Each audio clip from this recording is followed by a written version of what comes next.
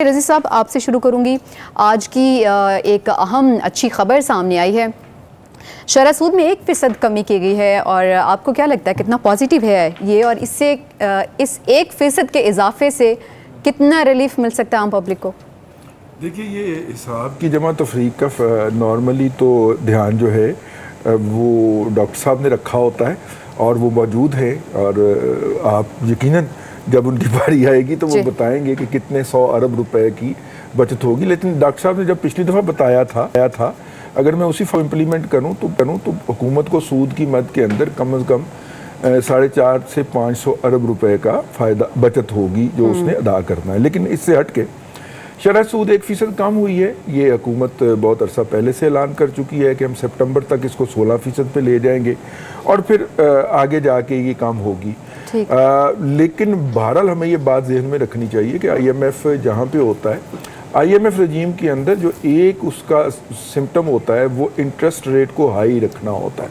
जहाँ जहाँ पे IMF मईशत चलाने में मदद कर रहा होता है वहाँ पे इंटरेस्ट रेट हाई होता है। तो ऐसी सूरत में कि जब अभी हमारा केस पूरी तरह अप्रूव भी नहीं हुआ और एग्जीक्यूटिव बोर्ड जो है वो ये गारंटियाँ मांग रहा है कि हमारा जो फॉरेन पेमेंट्स होंगी अगर उनके अंदर को फ्लक्चुएशन आई तो कौन कौन सा हमारा दोस्त हमारी मदद करेगा, और हमारे फाइनेंस मिनिस्टर साहब और दूसरे लोग भाग दौड़ के ये गारंटियाँ अरेंज कर रहे हैं। अभी चाइना ने भी सऊदी अरब ने भी 9 अरब डॉलर का मेरा ख्याल है रोल ओवर का कोई इस तरह का इंडिया दिया है, मैं देख रहा था एक खबर।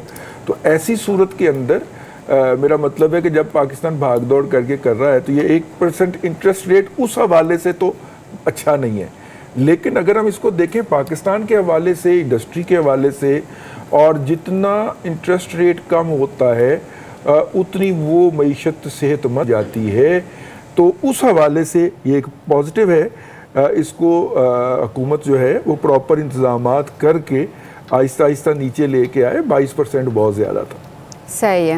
बात करते हैं डॉक्टर साहब से। डॉक्टर साहब, आज फिश ने भी रिपोर्ट जारी की है तकरीबन 7 महीने बाद, और पाकिस्तान की गैर मुल्की रेटिंग में बेहतरी जो है वो बताई गई है, तकरीबन अपग्रेड की गई है पाकिस्तानी करेंसी जो है गैर मुल्की में। अब इस रेटिंग का बेहतर होना आलमी मार्केट में पाकिस्तान के लिए कितना बेहतर समझते हैं? इसके साथ साथ शरह सूद में जो 1% कमी हुई, आपको क्या लगता है कितनी बेहतर है वो?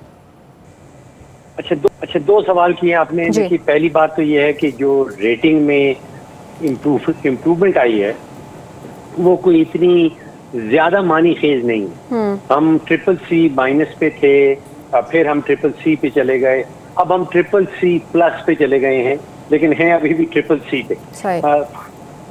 फायदा ये हो सकता है कि जो हम आलमी मंडी से, आलमी मार्केट से कर्जा लेने के लिए जाएगी जब रियासत पाकिस्तान, तो वो कर्जे की जो शरह है, जो सूद की शरह है, उसमें हल्की सी कमी आ सकती है रेटिंग इम्प्रूव होने के नतीजे में।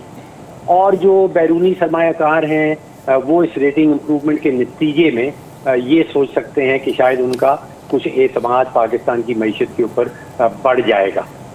तो फर्क इतना ज़्यादा नहीं है, लेकिन नज़र आएगा शरह सूद और कर्जे के हवाले से, जो कर्जे के ऊपर हमें सूद देना होगा। अच्छा, इंटरेस्टिंगली अब वो जो 1% पॉलिसी रेट है वो मैं समझता हूँ बड़ा इंपॉर्टेंट है। रिजवान रजी साहब ने बड़ा ज़बरदस्त हिसाब याद रखा था।